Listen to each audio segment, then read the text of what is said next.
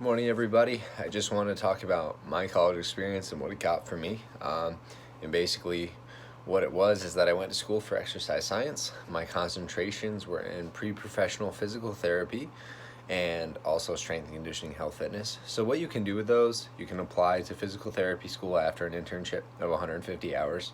You generally want to go with 150 hours because when you do that, it makes you more available to schools, because a lot of schools do require somewhere around that amount, some less. And you also might want to do your internships at a couple of different places: 50 hours in the hospital, 50 hours in outpatient care, 50 hours at a private facility. Those are just recommendations based off what I've seen, because some people want mixed for your application. Sometimes it doesn't matter, but it's just good to have that feel. And what I found when I went to my first internship the first couple of days is that I didn't want to do physical therapy. So that was kind of silly of me. I got to the end, got my degree, my undergrad one, and then didn't want that. Also, the strength and conditioning, health, fitness piece allows you to be a strength and conditioning coach either out in the schools or in the private sector. Private sector is just like people's gyms and things like that. So that's what that is. Health fitness is the hospital setting almost, or the healthcare setting, where you can get some type of degree in exercise physiology after, or you might be able to go take certification and help with cardiac rehab and other things like that. Those are just a couple of the doors it opens for you. So that's what it did for me. I'm currently not doing anything with it. This past couple of years, I worked for GNC, I worked for Petco. Those are the things I did. I haven't done anything with that. The other thing you can do, and one of my favorite people to watch do this and continue to do this, is XIP Training, Adrian Geyer. He took that degree and he made his own business in a place where you might think it wasn't possible.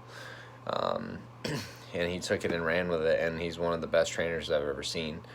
So you can build a business off of it too. So that's what the degree can do for you. There are other ways to do it too, though. Not everybody needs to go get a fitness degree. If you want to own the business, you may not need any of that. It's good to understand it, but you may not need any of that. If you want to run it and be the head trainer, you may need it. It opens you to be able to do strength conditioning, which can help you work with high schools and things like that. It opens up doors for you to be able to train just about anybody.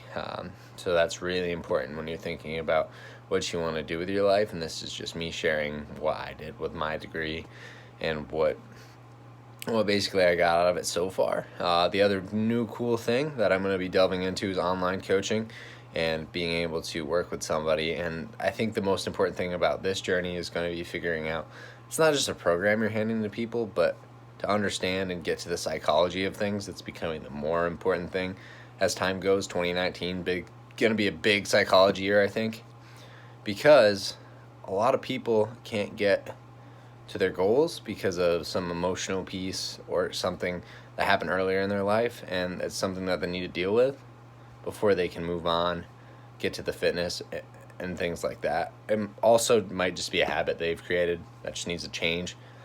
They are hard to change, though, because the chains of habit are dangerous because they're too light and you can't see them before they become too heavy for you to ever take off.